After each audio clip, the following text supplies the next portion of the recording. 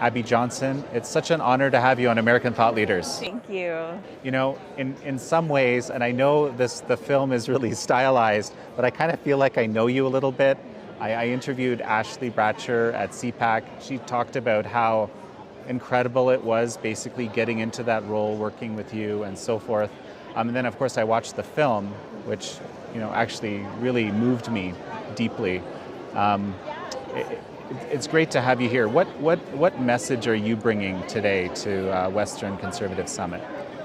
You know, I think that a lot of times there's so many conservative issues that we talk about that interest us, and I think a lot of times people look at abortion and especially in states like Colorado that are more liberal, where abortion is allowed up until the date of birth, and we see these barbaric laws being passed in New York and Vermont, these other places, and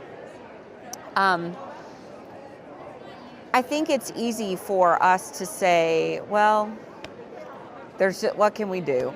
You know, like abortion, it just seems to be an issue that's settled here, and what can we really do? And so I always try to give sort of a pep talk to conservatives that, you know, this is a fundamental issue for us. Life is a fundamental issue. It is the primary issue. If we don't have life, then HUD housing doesn't matter. All these other issues don't matter. And so really just encouraging and helping to empower conservatives to pick up that torch and to not feel weary and to get uncomfortable and to really live out their pro-life convictions. Oh, that's a powerful message. Are you finding that a lot of people are still kind of basically staying quiet? Are you, when you're out and you're going out into communities all the time, are you meeting these people that have been quiet, and are you changing people's minds? I think the one thing that's been really a blessing about these crazy late-term abortion laws is that it has spurred people to action. So, you know, before, I mean, I've been traveling around for 10 years now, sharing my story and encouraging people in the pro-life fight. And I would go and talk, and it was sort of like, okay, well, I'm going to write a check, and that's going to be my pro-life contribution, right? I think abortion was something that was sort of out of sight, out of mind for a lot of people, even people who said they were pro-life. Now, the one blessing about this is that it's really brought abortion to the forefront, and it's made people face this ugliness that's in our society. And now people feel very motivated. They want to get involved, and they need encouragement and ideas of what to do. What can I do? How can I get involved?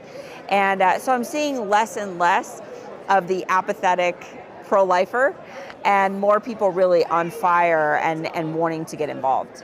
I mean, some of these laws are truly astounding that allow, basically abortion almost to term in some cases.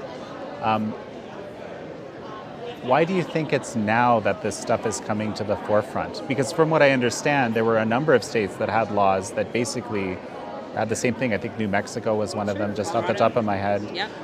Why is it that this is now in the public spotlight the way that it is? So I think this is 100% a reactionary move by Democrats. So I think that they are realizing that a day may be coming very soon where Roe v. Wade is threatened, and it will be put back to the states. Right. The abortion issue will be thrown back to the states. And so the response to that is, okay, we see this like impending doom coming our way. Roe v. Wade is now no longer going to be the law of the land. So now we really need to get these laws in place at the state level. But I think what's happened is they have swung that pendulum so far to the left that they have lost support from their own constituents and from their own supporters. I mean, there's a lot of people,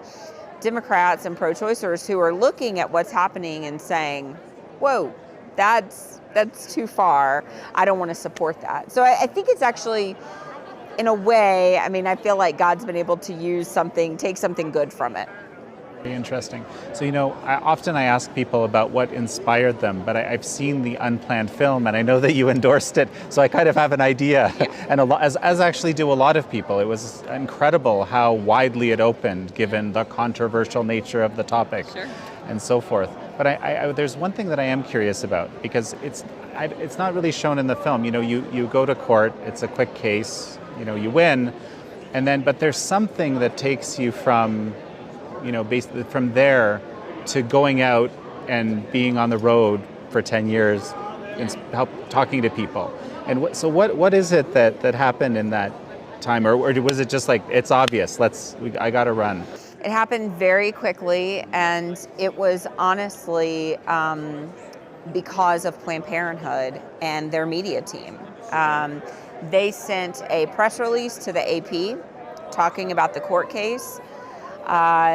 When that hit the AP, it was on Drudge, and I started getting phone calls from Fox News and CNN and these other media outlets asking if I would talk about why I left the clinic and why Planned Parenthood felt it was necessary to shut me up, to take me to court. What was it that they didn't want people to know? And so we had made the decision, my attorney had said, look, we probably shouldn't do any media until after the court case. Let's figure out what's going to happen, how this is going to play out. And so I went to court, and then 2 days later was my first appearance on Fox News, talking about what had happened. So it was truly because of Planned Parenthood and their media misstep that caused me to have the platform that I do today. And you just felt, I've got it, got to use it. I did. I felt like, I've got this story, and for whatever reason, I've been given this platform to share it. I didn't think I'd be doing it 10 years later, honestly, but things they've just kept happening. And, I wrote the book, and I wrote Unplanned, and I thought, well, okay, that's it. I wrote a book, that's, it. And people continued to want to hear what I had to say. And I started the organization, then there were none, started getting abortion clinic workers out of the industry.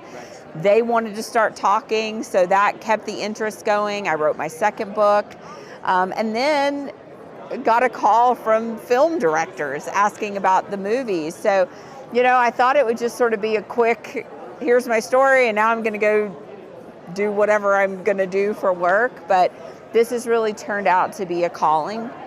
My career has turned out to be a calling, and I love it. Incredible. So, obviously from an expert's perspective, into the last 10 years, how have things changed on abortion? If you could give us kind of a quick synopsis, because you've been watching it closely. From then to now, you mentioned how, people have been, maybe some pro-choice folks and so forth, have been kind of shocked by the extremeness of these new laws. Aside from that, how has the consciousness of the nation shifted, and how has the legal situation shifted? Honestly, I feel like there is more media discussion surrounding the abortion issue now than there was 10 years ago. I think one of the reasons for that is that started happening, I think, when Trump was running for president, because he was bringing it up in debates. It was coming up. And so I think that sort of rose the level of consciousness, across the country, people saying, oh, maybe we do need to learn more about abortion. Maybe we do need to learn what's really happening in these clinics. So I feel like it sort of started there, and it's really just been snowballing. Now I think people feel almost emboldened and empowered at the state level to get laws passed, we see heartbeat bills popping up all across our country. I'm not sure that would have happened if Trump hadn't have been elected. I think there was just sort of this, I had 8 years of Obama, and I think people felt really discouraged. Like, what what are we doing? Is this even going to make any difference? He's, ramming through more money for Planned Parenthood. He's appointing pro-choice judges. I mean, what good is happening here? So I feel like there was sort of just feeling of defeat. And I think conservatives really felt emboldened after Trump was elected, and they said, look, now we have the President of the United States on our side, and we have, pro-life cabinet, we have a pro-life administration. He's putting pro-life judges in place. Like, let's do something. Let's actually sink our teeth into this and let's make some difference at the state level. I think there's more and more people who are joining the pro-life movement. Clearly, we've had so many scientific advancements, even just in the past 10 years.